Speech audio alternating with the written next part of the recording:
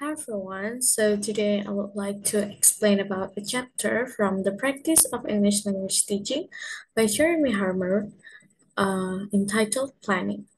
Let's get started. First, about planning paradox. Here then is a paradox. Planning is thought to be good because it helps us to decide, especially in school setting and with large classes, what we are going to do. It is also good because students appreciate knowing that their teacher has thought carefully about what would be best for them. Research outlined that a good teacher will be capable of sticking to the timings on their lesson plan. A great one will be adept at modifying it to meet the needs of the learners of the day.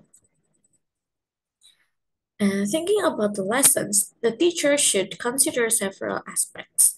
The first is teaching context. We also think about planning very differently depending on whether we teach general English or English for specific purpose, CLIL, demands a different kind of planning as well. And then syllabus and curriculum.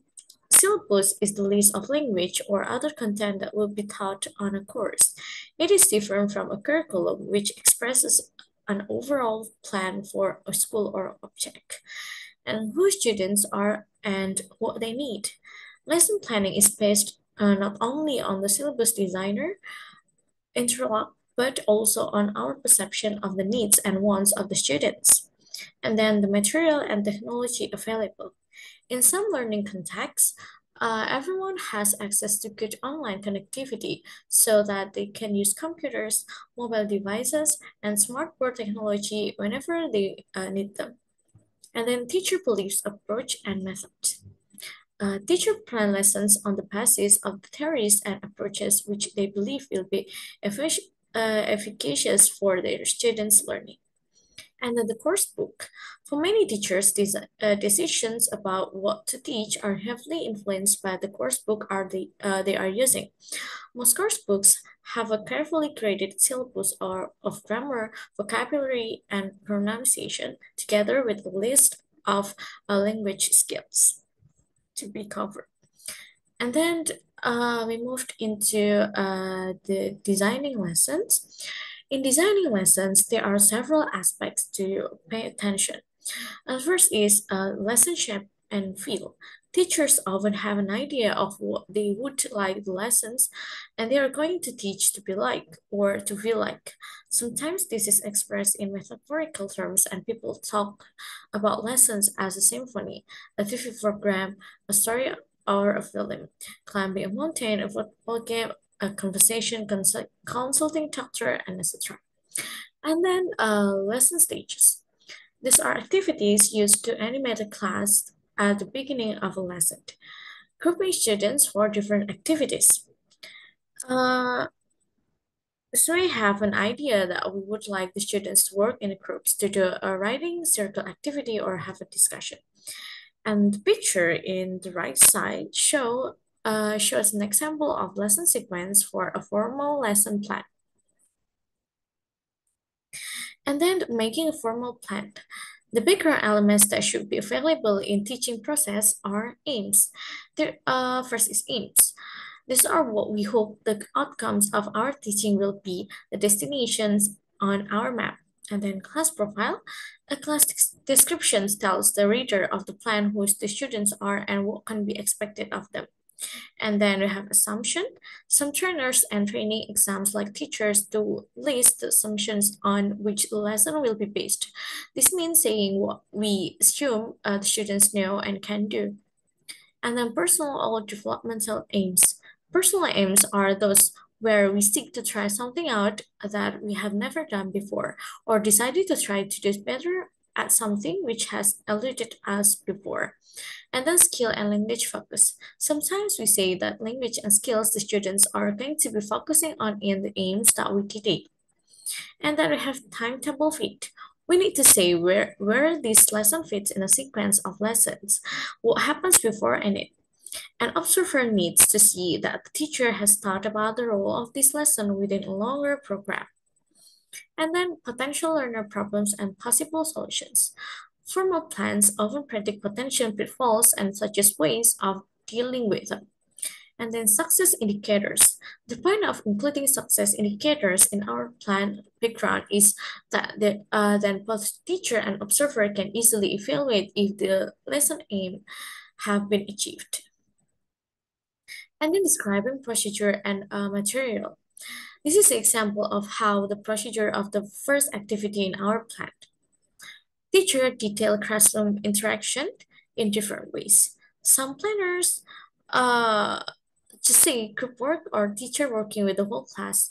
However, we can use symbol shorthand as an efficient way of giving this information, such as T for teacher, S for an individual students, and T, a row C, the teacher working with the whole class, and then double S is student working on their own, and etc. And then we moved into planning a sequence of lessons. We have concentrated so far on the kind of plan we need to produce for a single observed lesson, but there are many other situations in which we may need to produce plans for much longer sequence. With planning a sequence of lessons, there are a number of issues we need to bear in mind.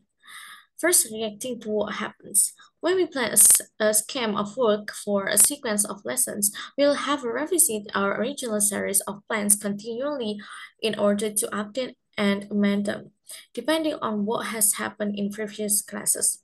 And then short and long-term goals. In order for students to stay motivated, they need goals and the potential for success in achieving them. And then thematic content. With such thematic threads, we and our students can refer back and forwards, both in terms of language, especially the vocabulary that certain topics generate, and also in terms of topics we ask them to invest time in considering. And then language planning. Language doesn't exist in a vacuum. However, our decision about how to weave grammar and vocabulary through the lesson sequence will be heavily influenced by the need for a balance of activities. And then activity balance. The balance of activities over a sequence of lessons is one of the features which will determine the overall level of students' involvement in the course. And then once we have skills, the balance of skills depends to a large extent on the kind of course we are teaching.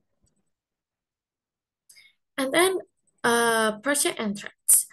A good project of this kind will involve the students in reading, discussion, writing, and possibly oral presentation. However, when the students are not involved in a long-term project, we can still build threads and stands into a sequence.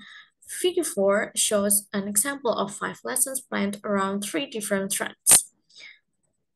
But we could, of course, add other threads such as activity threads, theme threads, and skill threads.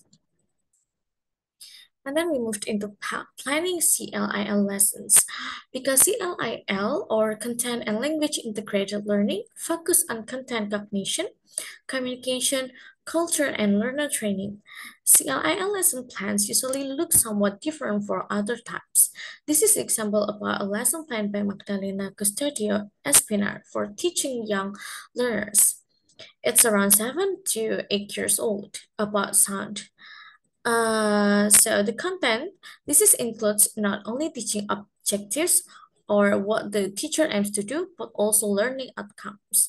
And then for cognition, here the lesson planner details what she will have the students to think about. And then for culture, here, the CLIL planner says what cultural awareness training is included in her lesson. And then the last is communication. Here, the teacher will say what language the lesson will focus on and whether this is for communication or related to the content. Okay, so that's all about the chapter 12. And thank you for attention and see you.